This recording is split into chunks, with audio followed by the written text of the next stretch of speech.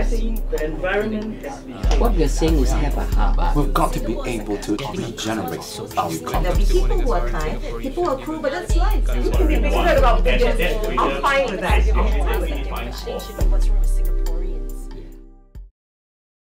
We also have a very special guest tonight. We won't be showing her face because she would like to remain anonymous, and for the sake of giving her a name, let's call her Prudence. That's not her real name.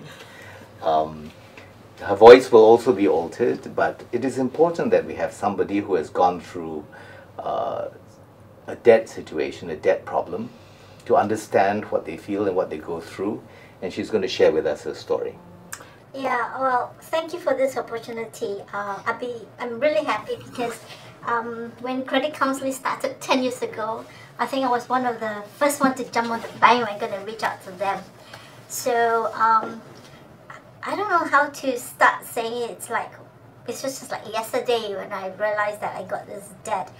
I didn't get into debt because of other like gambling or spending or anything, but because of a family. I actually was a high flyer banker previously in my early days, and I was earning a very high salary of say $15,000 per month. And in the early 90s, when I was still with the bank, I bought a house for my family, a landed property, at a very low cost at that time. 1992, I think the property prices was a bit down. So we bought a house for $720,000, you know, a very reasonable house. And I bought it because my dad wanted the whole family under one roof. So I being the eldest daughter, you know, and being the only money earner at that time, or breadwinner as they call it, I decided to surprise them and bought this house without their knowledge. I have one sibling, a younger brother, who's 10 years my junior, and he was at that time still in university. My parents, my mom is a homemaker, my dad was not working or retiring.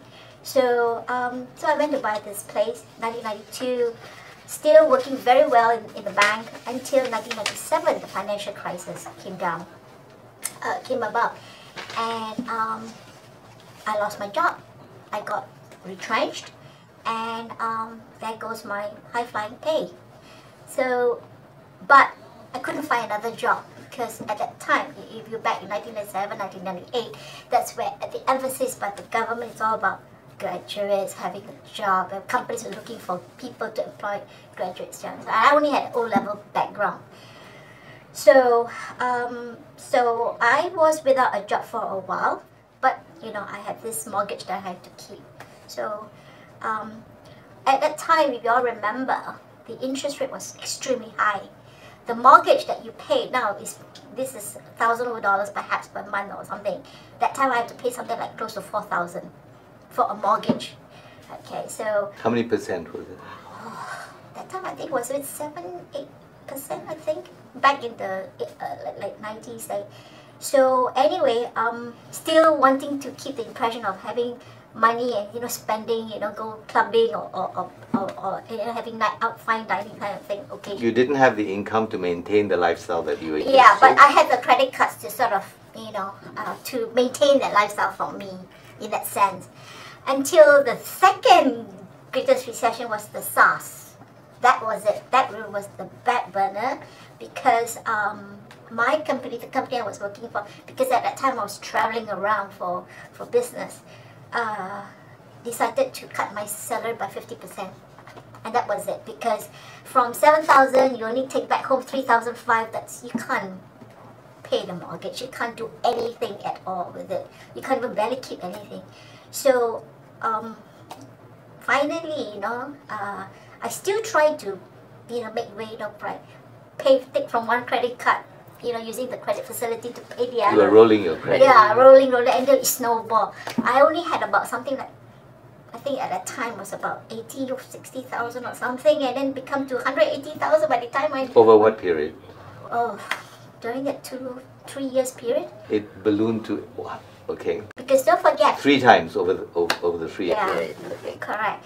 So when the government came out after the SARS, and that's where we were really in deep recession. Then the government came out and introduced this credit counselling came out. I told myself that that was probably, I had to do something about it. So I went to the info talk. Can you just explain to us what went through you emotionally? My Were emotion was you still pretty tough? Were you still pretty positive about life?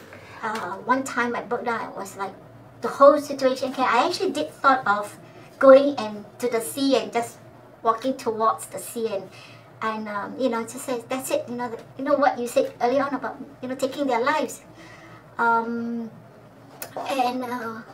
so that's what I actually almost did.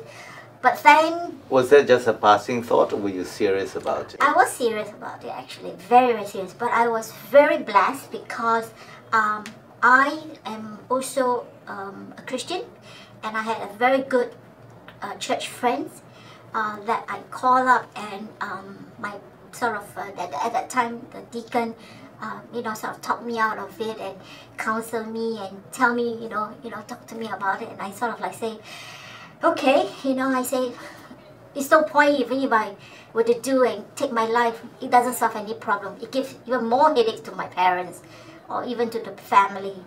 So I think, I remember it was Christmas 2003, I think.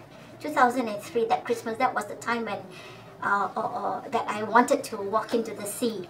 Then the following 2004, I can't remember which month, maybe Min can tell me which month that yours started. We were launched in October 2004. Yeah, okay. So from that 9 months period, I'm still struggling, but I just try and make do. Whatever I have money or whatever, I just pay. 10%, that percentage or not. Yeah, the credit card. Yeah, that sort of a thing. But of course it doesn't help because you snowball. It definitely snowball. So when credit counselling came on board, I went to the info talk. I reached out to them and I explained the situation. Then once I knew that they can help me. So you don't live on credit anymore? No. So it took, I must admit that during that time, for me, 2004, when I started the credit card, the CCS program, I really appreciate them seriously because from 2004 all the way in between the time, I still sometimes have also lost a job, have no job, but because they were able to negotiate with the banks, and even sometimes when I have no money to pay, they'll call the bank and say, look, so-and-so is not able to pay. Can you give her a leeway of time, like 3 months break, grace period, so that she can work out. And one thing about it is I was very serious to say that I want to clear my debt. I want to keep to this debt clearing payment. How long did it take you to clear 7 debt? years. 7 years, and what was the debt that you had at the beginning? 160. 160,000. This was over 3 years. From 60,000 you rolled until it became 160,000. Yeah. Okay. It was really, really mind-boggling because I didn't expect that the credit card, the interest was 24%. I mean, you think, oh, no problem, you can pay off, just pay 10%. Could you have solved your problem without the help of CCS? No.